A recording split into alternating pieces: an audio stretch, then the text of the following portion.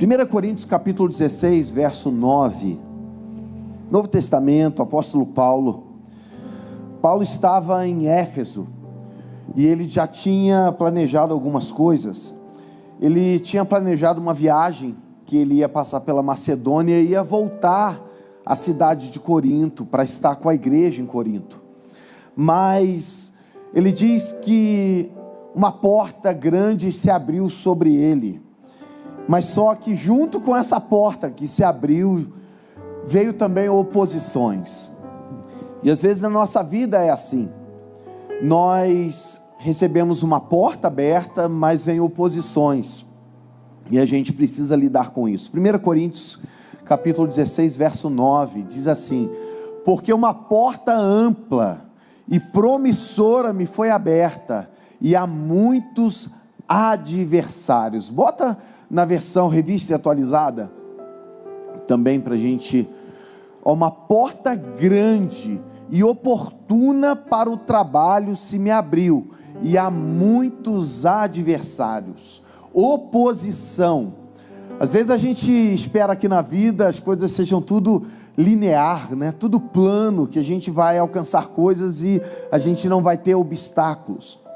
Às vezes a gente acha que o futuro que Deus tem para nós vai ser uma linha reta, onde que a gente vai caminhar e vai alcançar. Uma das coisas que eu fiquei impressionado na minha viagem lá para o norte, não sei se o pastor Paulo e pastor Tiago, né, na viagem deles, a gente pegava retas de 30 minutos, você andando 30 minutos numa reta, plantação de soja dos dois lados, e você não precisava virar o volante. Se tivesse uma tranquinha lá, botava o volante e você ia numa reta. E às vezes a gente acha que a nossa vida vai ser assim, no nosso casamento, na nossa empresa, na nossa vida espiritual, em coisas que você faz. Às vezes a gente acha que vai ser tudo linear, plano, sem obstáculos. E a vida não é assim, tem obstáculos, né? A gente casa e começamos a ter obstáculos, não que seja a esposa obstáculo, nem o esposo, mas até mesmo as coisas que a gente vivencia, a gente encontra obstáculos. Por quê? Porque às vezes o obstáculo somos nós. Às vezes você é obstáculo para a vida da tua esposa, ou a tua esposa está sendo um obstáculo. Por quê? Porque emocionalmente a gente não consegue lidar com certas coisas. Porque o obstáculo pode estar em você, uma barreira que você se impõe, de poder abrir mão de certas coisas, da tradição, daquilo que você herdou da sua família.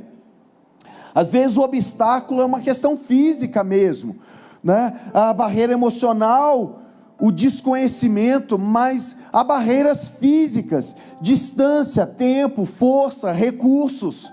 Às vezes você planejou algo para a tua casa e você não tem o recurso financeiro necessário para alcançar, para poder dar aquilo que você queria à sua família.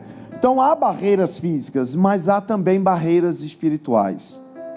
A primeira oposição aconteceu contra o próprio Deus. O adversário, Satanás, significa adversário, ele se opôs aos planos de Deus. E Jó estava numa situação que ele nem imaginava que era, porque havia uma batalha espiritual, uma oposição espiritual. E às vezes a gente está nessa condição. Nós olhamos o futuro e imaginamos que tem uma porta grande, mas às vezes as oposições acontecem. Às vezes dentro de nós a gente não consegue lidar com as coisas, que é emocional. Às vezes vieram coisas físicas que você não consegue administrar. E às vezes vêm as espirituais. Às vezes não, quase sempre, né? Porque Satanás, ele quer destruir tudo aquilo que é plano de Deus, e nós somos um plano de Deus também.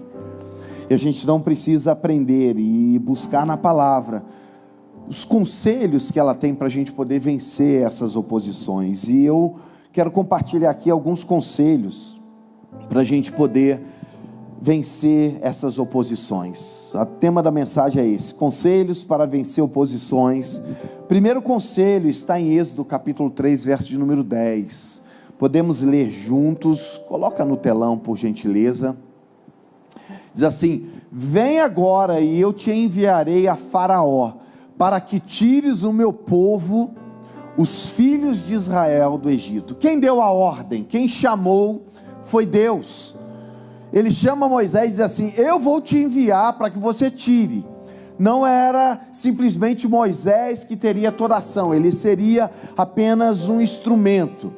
E é interessante que quando a gente recebe uma missão, quando a gente se depara com uma oposição ou com algum desafio, geralmente a gente busca o caminho mais fácil, o caminho com menos resistência, com menos sofrimento. A gente quer buscar algo que seja mais cômodo. E é interessante que nesse caso aqui, o caminho mais cômodo para Moisés foi rejeitar. Ele diz assim: eu não.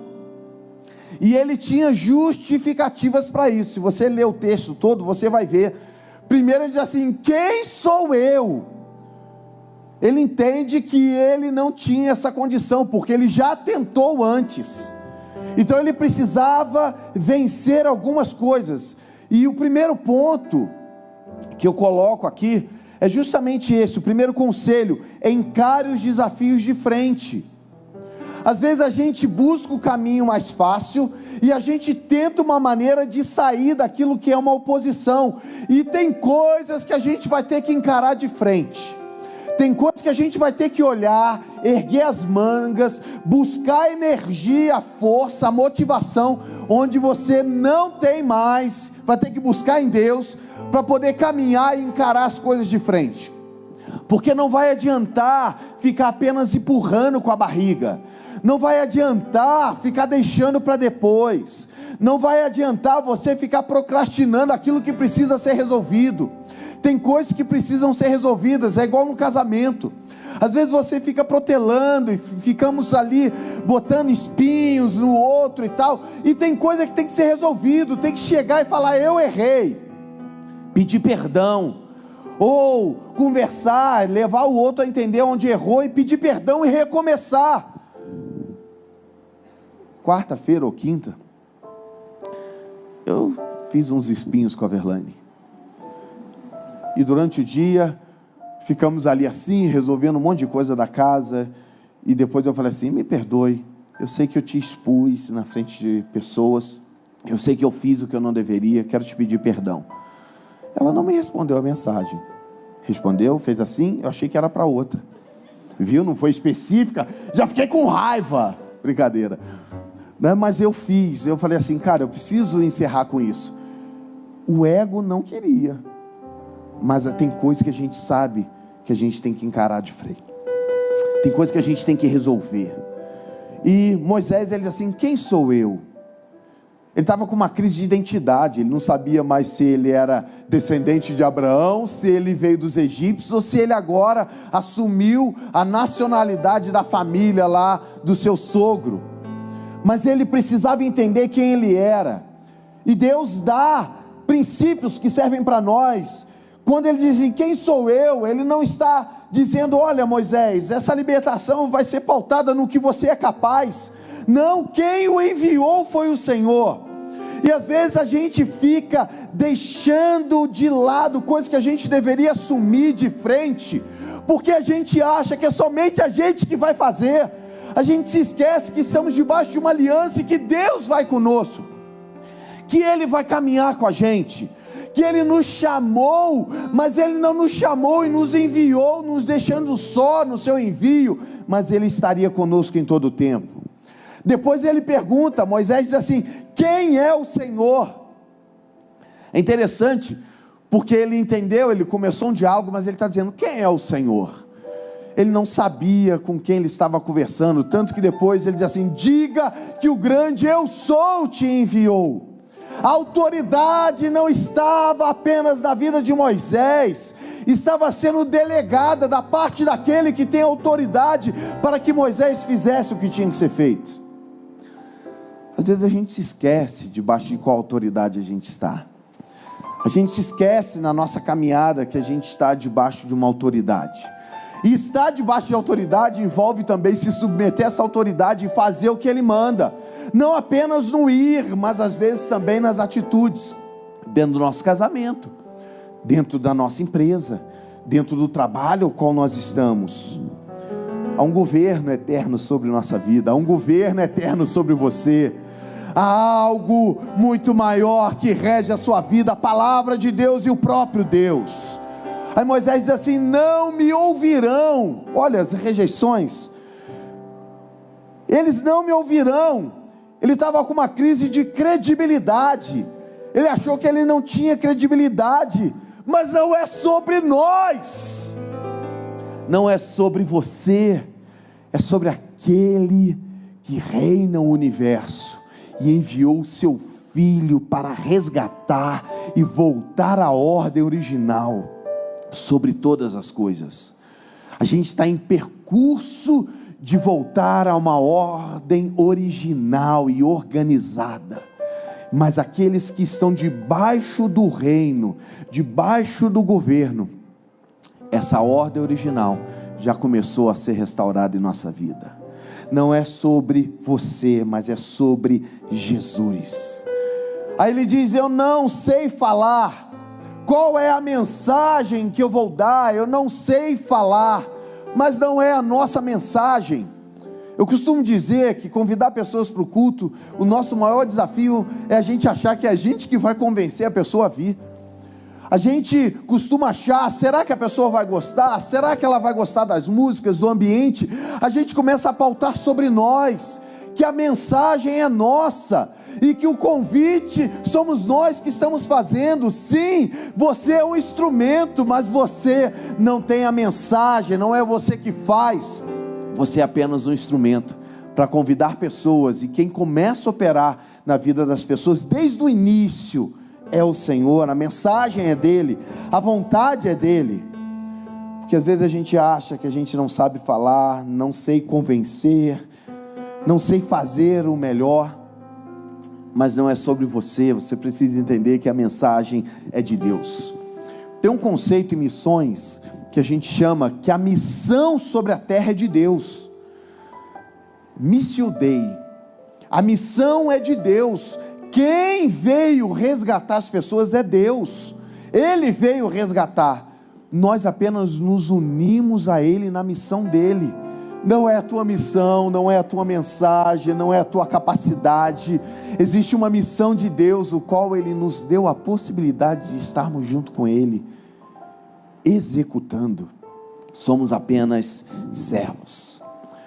A pior coisa diante de um desafio é a gente fazer corpo mole, porque a gente deixa para depois e as coisas costumam aumentar, ficarem maiores para resolver. E tem coisas que a gente precisa resolver imediatamente, segundo a palavra de Deus, segundo a vontade dele. Deus está colocando sobre nós um conselho para, na força do Espírito, encararmos os desafios que nós temos.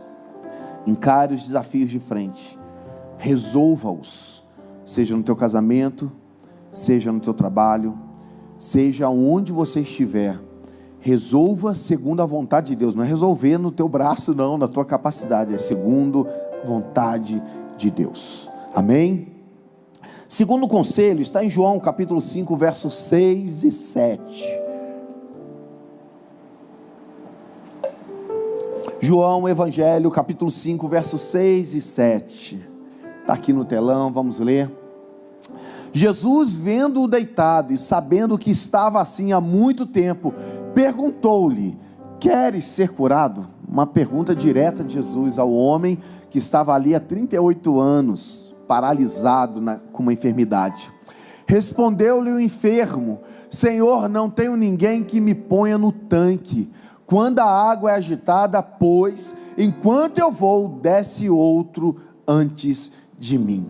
Ele está dizendo assim: ninguém olha para mim e vê os meus problemas.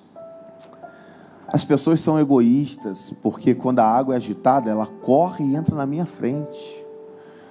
As pessoas lidam com o egoísmo de uma maneira muito tranquila, porque elas encaram isso como algo bom. Se eu puder receber minha bênção e o meu irmão for ficar de lado, que eu receba e que ele se lasque.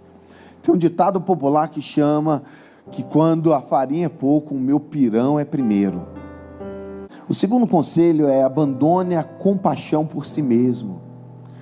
Porque às vezes você olha para si e tem uma autocomiseração e dizer: fulano alcançou porque ele teve ajuda, teve isso, e é verdade, pode ter sido. Mas o problema é quando você começa a querer buscar e chamar atenção por causa da tua pequenez. Eu não posso disso, eu não consegui isso, porque eu tenho essa dificuldade. Coitadinho de mim. Coitadinho de mim. Coitadinho de mim, que eu não consigo chegar até lá. E quando a gente não consegue dar a visão correta, a gente perde as oportunidades. Porque Jesus estava falando com ele: você quer ser curado? E ele não conseguiu olhar que o Senhor da vida, o Deus poderoso, estava junto com ele, fazendo uma pergunta direta. Ele poderia simplesmente dizer: sim, eu quero. Mas o sentimento de autocomiseração fez que ele ficasse olhando: olha, as pessoas não olham para mim, mas o Senhor estava olhando. Eu não sei qual é a condição que você está, eu não sei como você vive, mas eu sei que tem um Senhor que olha para você. Eu sei que as pessoas podem não enxergar, o pastor pode não ver a tua luta, eu não consigo enxergar, e às vezes a gente não consegue olhar o que está dentro de cada um, a gente não enxerga isso, mas no final, a gente sabe que a gente tem um sumo pastor, que olha para nós e que está junto conosco. É a busca que nós precisamos. No último ano, eu resolvi mudar muitas coisas na minha vida. A gente veio com uma expectativa 2022, e a chuva mudou tudo, trouxe dificuldade em nossa cidade, e eu fiquei com expectativas em certas coisas, mas quando chegou ano passado, no início do ano, eu falei: eu vou mudar essa situação. Comecei a orar mais, buscar mais, e buscar de formas diferentes, tentando enxergar não mais no foco da situação que estava, mas enxergar de forma mais periférica, enxergar mais amplo, e outras portas começaram a se abrir, e outras coisas Deus começou a trazer. Em 2025, portas extraordinárias se abriram, mas oposições continuam, às vezes dentro de nós, dentro do nosso coração, que a gente precisa lidar, mas o que a gente não pode é ficar com um sentimento de autocomiseração. Eu sei que na perda de um ente querido, a gente tem um tempo do luto, mas se você permitir que esse luto permaneça, vai entrar uma depressão. O luto faz parte da nossa vida, mas tem coisas que a gente tem que ir vencendo. Nos últimos 3, 4 anos, eu perdi 2 tios, uma tia, meu pai e minha mãe. E quando a gente recebe notícias, o luto vem, a dor vem, mas tem um prazo de luto, e a gente precisa ir passando. Lembro deles, lembro de pessoas que eu amo, mas às vezes nós entramos no luto, e a gente permanece nele, e ele não muda a circunstância da nossa vida, nos agrava mais. E é o desafio que nós passamos, quando eu estou falando de um luto, de uma perda de um ente querido, de pessoas que nós amamos, mas nós entramos em luto em outras áreas da nossa vida, e o nosso casamento às vezes está acabando, porque a gente está no luto de algo que a gente não conseguiu mudar. Às vezes o nosso trabalho está acabando, porque o luto está lá de alguma coisa que trouxe uma dor terrível, e a gente está realimentando aquilo, retroalimentando aquilo. Às vezes dentro da igreja a gente vai morrendo, porque aconteceu algo, e o luto vem, e a gente fica retroalimentando isso, e vai morrendo. E a gente precisa tirar esse sentimento, encontrar um outro caminho, abandonar a compaixão por si mesmo, e tentar caminhar. É simples? Claro que não, irmãos. Os conselhos da Bíblia nem sempre são simples. são duros, são difíceis de encarar, mas a gente precisa rever e mudar coisas na nossa vida, e ajustando. Eu não estou dizendo que você vai sair daqui agora e falar assim: rapaz, resolvi tudo, eu ouvi uma mensagem agora, aquele ponto falou comigo e mudou a minha vida. Mudou, mas colocar isso em prática, agora é o outro desafio. Aí a gente tem que voltar para o primeiro ponto, né? Encarar o desafio de frente e começar a caminhar. E pode ser que daqui a 6 meses a gente consiga mudar isso. Pode ser que seja 1 ano. Pode ser que leve até mais. Mas a gente tem que começar a caminhar para mudar isso em nossa vida. Deus tem um futuro melhor para nós. E a gente precisa fazer parte desse futuro que Ele tem para nós. Fazer parte dessa mudança, em nome de Jesus. Aqueles que já foram transformados, a Bíblia diz que aquele que começou a boa obra, Ele é poderoso para completar. Se Ele já começou uma boa obra na tua vida, Ele é poderoso para completar essa boa obra, em nome de Jesus. Terceiro conselho, 1 Reis, capítulo 19, 1 ao 3.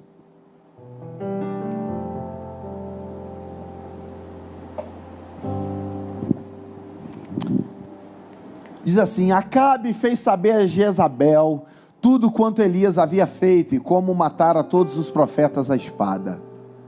Então Jezabel mandou um mensageiro a Elias a dizer-lhe: façam-me os deuses como lhe aprouver, se amanhã a estas horas não fizer eu a tua vida como fizeste a cada um deles. Temendo, pois, Elias levantou-se e, para salvar sua vida, se foi, e chegou a Berseba, que pertence a Judá, e ali deixou o seu moço. Aí ele vai e entra num momento de se esconder de Jezabel. A área emocional é um desafio nosso, porque Elias está no monte e vence profetas e elimina esses profetas diante de uma circunstância e de uma ação sobrenatural de Deus.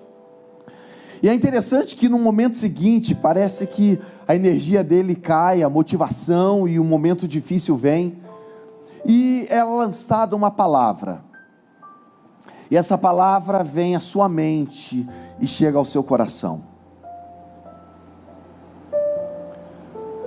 Já falei isso aqui, vou repetir. Os demônios são anjos caídos. O termo anjo significa mensageiro. E é interessante que os demônios, eles agem com mensagens prioritariamente. Eles mandam mensagens, informações. Eles não têm acesso a nós, eles não estão em nós, mas eles podem enviar mensagens. E é interessante que aqui é uma mensagem que é enviada a Elias, e parece-me que ele aceita de imediato. Através de Jezabel, diz: eu vou te matar. E tudo aquilo que aconteceu, parece que Elias junta assim, coloca no bolso e se esquece que está ali. Porque ele permite que essa mensagem chegue até ele. E antes da morte física, a mensagem que chegou a Elias o matou emocionalmente, tirou dele a vida e o vigor. E às vezes a gente está nessa condição, recebendo mensagens, onde o terceiro conselho aqui diz: não acredite mais no inimigo do que em Deus. Como é da nossa parte receber mensagens negativas e aquilo ser potencializado, e as mensagens que enaltecem a gente diminuir. As mensagens negativas vêm e a gente potencializa, e as mensagens positivas, quando elas chegam, a gente diminui. Não é isso, ele está falando só para me agradar. E quando a mulher diz assim, ele está falando isso porque à noite ele está querendo alguma coisa. Desculpa aos jovens solteiros que estão aqui. A gente costuma dar uma certa justificativa para algo, e às vezes a gente potencializa o que Satanás traz por voz e mensagem de outras pessoas. A gente aceita essa informação, e Paulo chama isso em Efésios capítulo 6 de dardos inflamados do inimigo, onde a gente precisa colocar o capacete da salvação, ter o escudo da fé, para a gente ter proteção dessas informações. A gente no mínimo tinha que julgar a informação que chega com aquilo que a palavra de Deus declara sobre nós. A nossa proteção é pegar a palavra e dizer: isso aqui veio, mas o que Deus declara sobre a minha vida, qual é a promessa dele sobre nós? Você que é da antiga aqui, não tem muita gente, a maioria é jovem aqui, mas existia um tempo, Guilherme, que tinha uma questão da maldição hereditária, e que se discutia muito sobre maldição hereditária. Cuidado, isso é maldição hereditária. Aí quando você pega a passagem bíblica que fala da maldição hereditária, diz assim: olha, Deus visita a iniquidade dos filhos nos filhos até a 4ª geração, mas aqueles que pertencem a Ele, a bênção dele está sobre até 1000 gerações. Olha só, eu ficava sempre pensando, por que a gente escolhe a maldição que chega até nós, até 4 gerações, ao invés de escolhermos a bênção de Deus que chega sobre nós até 1000 gerações? É uma escolha. E é interessante porque às vezes a gente acredita naquilo que vem sobre nós de forma negativa, e a gente não pondera e não confronta isso à luz da palavra de Deus, que já trouxe as bênçãos dele sobre nós. Estamos debaixo de uma aliança, estamos debaixo de um Deus que governa sobre a nossa vida, estamos debaixo de promessas extraordinárias. Não quer dizer que não vai ter oposições, porque a gente está falando justamente disso, de oposições, mas existem conselhos da palavra que a gente precisa tomar para nós, tomar para a nossa vida. E essa é a palavra que eu quero deixar nesse ponto para você. Existe uma promessa. Não aceite, não permita que mensagem chegue à tua mente e isso consiga entrar diretamente no teu coração. Não permita que as coisas que Satanás tem soprado permaneçam sobre a tua vida acima do que a palavra já estabeleceu. Permita que a palavra ache um lugar no teu coração e ali prospere, cresça. Por isso que a gente precisa ler a palavra, reler a palavra, lê-la novamente, reler, até que isso vai entrando em nós e permaneça sobre nossa vida, para que isso reja o nosso coração. É interessante que no pecado de Adão e de Eva, o medo veio porque eles tiveram dúvida da palavra, mas hoje nós vivemos pela palavra, e a Bíblia diz que a fé vem pelo ouvir a palavra de Deus. Irmãos, quantas vezes a gente entra com o coração pesado, mas na presença de Deus, diante da adoração, Deus vai nos encorajando, Deus vai trazendo esperança. Nas declarações que falamos no meio da adoração a Deus, as coisas vão mudando no nosso coração, porque somos regidos pela palavra. Teremos oposições, mas a palavra permanecerá. Você tem oposições, mas a palavra há de permanecer, a promessa há de permanecer sobre a tua vida, em nome de Jesus. 4º conselho, Gênesis 45, verso 5. Gênesis 45, verso 5, lá no Antigo Testamento, sobre a história de José. Que história interessante.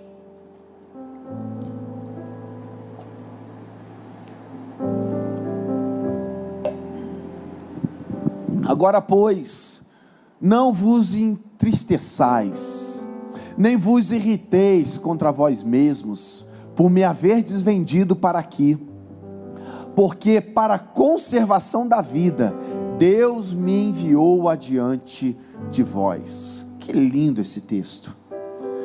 Só que se você buscar o percurso para chegar nesse momento aqui, não foi fácil. A gente pega agora o desfecho de José dizendo: olha, eu consegui ressignificar a minha história, e consigo ver que no final de toda a história, mesmo vocês tentando me matar, depois me botando numa cisterna, me vendendo, depois de toda a circunstância que eu passei, na casa de Potifar, na prisão, até que eu cheguei aonde eu estou, o percurso foi difícil, e não para por aí. O texto diz que quando os irmãos chegam diante de José, ele reconhece os irmãos, e o texto diz que ele teve palavras ásperas com eles, porque agora ele falou assim: agora eu estou em cima da carne seca. É um ditado antigo, pode ser que só alguns aqui entendam. Agora eu estou na condição de mandar, e vocês agora estão como servos em minhas mãos. E ele aproveita e dá uma descascada neles. Palavras cruéis. O termo diz que foram palavras cruéis. Ele quis diminuí-los. Ásperas. Palavras que tentavam humilhá-los. E é interessante, porque dependendo das circunstâncias que a gente vive, se não está debaixo de uma aliança, isso vai crescer em nossa vida, porque a gente tem a tendência a potencializar as dores, e viver sendo regido por essas coisas.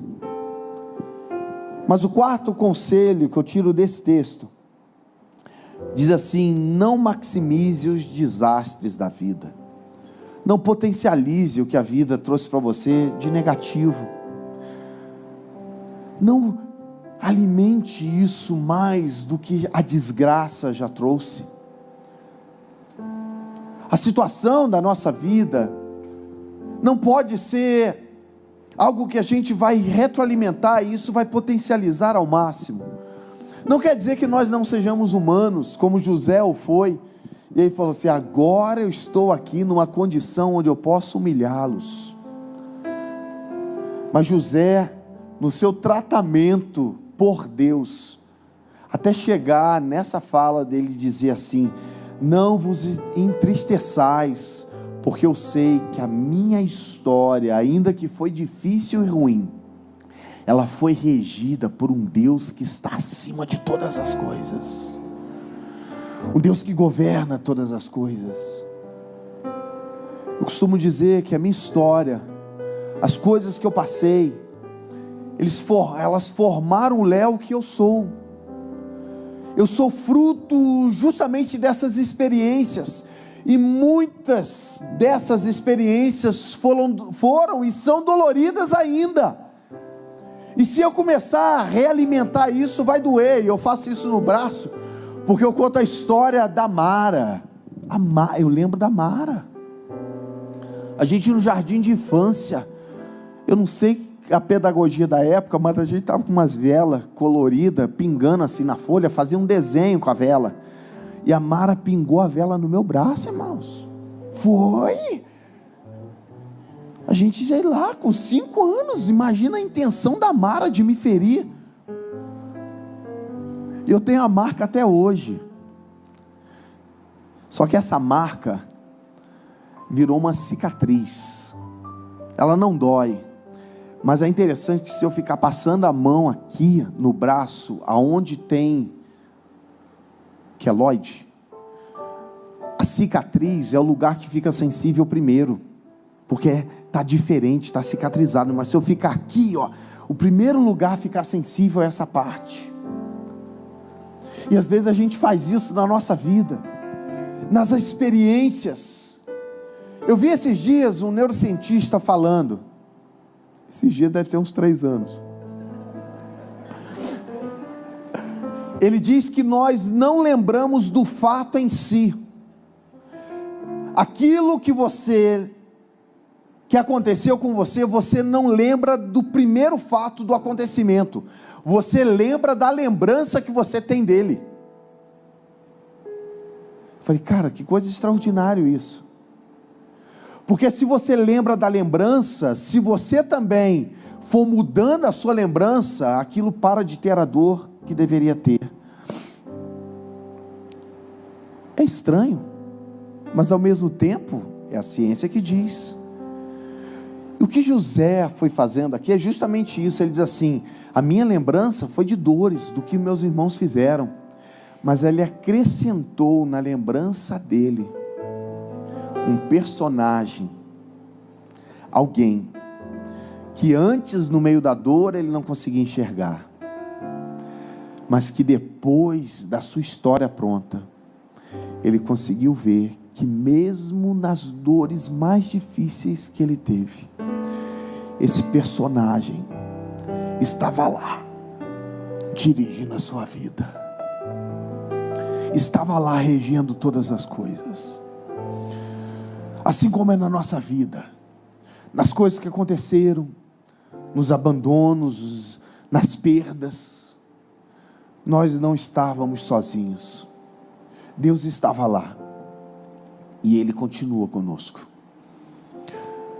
E às vezes a gente fica potencializando, porque Satanás, ele aproveita essas dores e fica potencializando, para que a gente não deixe as nossas ataduras, como Lázaro. Diz assim: agora vocês têm que tirar essas ataduras que o impedem de andar, para que a gente possa caminhar. Às vezes a gente diz assim: abrir a minha casa para um grupo de conexão é difícil, porque vai me tirar da minha zona de conforto. Mas quando a gente tem um grupo junto conosco, que ora por nós, que cuida da gente, um grupo que a gente caminha junto, naquele lugar é o lugar onde as ataduras são tiradas, onde somos livres, onde somos curados. Por isso, para mim, é tão importante a comunhão, o relacionamento, a igreja junto. Não é que um tem mais capacidade de tirar do outro aquilo que precisa ser tirado, mas que é na comunhão, na mutualidade, onde eu falo e recebo, nós somos curados, sarados. Às vezes a gente está nessa condição, maximizando as coisas da vida que são desastres, dores e desafios, e a gente precisa ser curado, porque Deus quer nos curar em nome de Jesus. O quinto e último conselho, aleluia. Gálatas capítulo 1, verso 18 ao verso de número 24. Que isso, Paulo? Cuidando de mim muito bem. Falei com ele que eu achei ele estranho hoje de manhã. Está muito cabeludo? Falei, rapaz, está muito cabeludo, o que houve? Eu falei assim: não, pastor, amanhã eu resolvo isso. Gálatas capítulo 1, verso 18 ao 24, diz assim: decorridos 3 anos, então subi a Jerusalém para avistar-me com Cefas, e permaneci com ele 15 dias, e não vi outro dos apóstolos, senão Tiago, o irmão do Senhor. Olha que interessante, tinha o Tiago, que já estava morto, Tiago, o discípulo, irmão de João, e agora Tiago, irmão de Jesus, é considerado um apóstolo, não dentro da ideia dos 12, mas um apóstolo no sentido de enviado, que é o que Efésios capítulo 4 ensina, sobre o ministério apostólico. Verso 20, ora, acerca do que vos escrevo, eis que diante de Deus testifico que não minto. Depois fui para as regiões da Síria e da Cilícia, e não era conhecido de vista das igrejas da Judéia, que estavam em Cristo. Ouviam somente dizer: aquele que antes nos perseguia, agora prega a fé que outrora procurava destruir, e glorificavam a Deus a meu respeito. Olha que história. O apóstolo Paulo, se você pegar em Atos capítulo 9 e ler, você vai ver que quando ele tem aquela visão, aquela experiência, e ele se converte, o texto diz que ele de imediato começa a querer ensinar. Só que o apóstolo Paulo, ao iniciar isso, ele é rejeitado. Primeiro que as pessoas falaram assim: cara, esse cara está usando uma estratégia para poder se aproximar e matar a gente. ele quer saber onde é a igreja, é uma estratégia para que ele se aproxime e nos mate. E é interessante que os próprios apóstolos o rejeitam de imediato. Até mesmo a missão que lhe é dada é diferente, porque os apóstolos que eram judeus, eles entendiam que para você primeiro ser cristão, para você ser cristão, você primeiro tinha que se tornar judeu, tinha que assumir a religião judaica para depois ser cristão. E o apóstolo Paulo entendia que a graça não era limitada aos judeus, mas que era para todos, por isso nos alcançou. E ele então começa a pregar, tanto para judeus quanto para gentios, mas isso não era aceito. Então o apóstolo Paulo é rejeitado. O primeiro a cuidar do apóstolo Paulo foi Barnabé. Atos capítulo 9, a partir do verso 27, diz que Barnabé o acolhe, o recebe, começa a cuidar do apóstolo Paulo, e o inseri-lo no contexto da igreja, sendo um cuidador. Olha a importância da gente cuidar de pessoas, olha a importância de sermos um grupo que acolhe pessoas. Por isso eu falo aqui, às vezes a gente erra no final, né? Diz assim: acabou o culto, dê pelo menos 10 abraços. Aí a gente abraça, só que a gente abraça todo dia, porque a gente precisa acolher os outros, porque às vezes a pessoa já teve coragem de chegar nesse lugar, e eu ia para a igreja porque eu tinha sede, chegava na igreja, as pessoas nem me cumprimentavam direito, e às vezes a gente está buscando com sede, a gente precisa de alguém que nos acolha. Por isso a pessoa olha no meu olho, eu cumprimento. Será que me conhece? Não sei, eu dou até a paz do Senhor, paz do Senhor, graça e paz. Aí a pessoa diz assim: eu te conheci em outro lugar, tinha nada a ver com a igreja. Mas aí fazer o quê? É o acolhimento, é o cuidado, é o olhar para as pessoas, conseguir olhar nos olhos. E é interessante que quando você olha nos olhos, você sabe se a pessoa vai te cumprimentar ou não. Aí a gente já se abre para um abraço, para um cumprimento. É uma igreja acolhedora. E é interessante que Paulo não encontrou uma igreja acolhedora, mas ele encontrou uma pessoa que o acolheu. O quinto ponto fala sobre isso. O quinto conselho é: continue acreditando no chamado de Deus, mesmo que pessoas não acreditem. Então, se Deus te deu algo, não deixe isso de lado, porque muitas pessoas não acreditam nisso. Permaneça.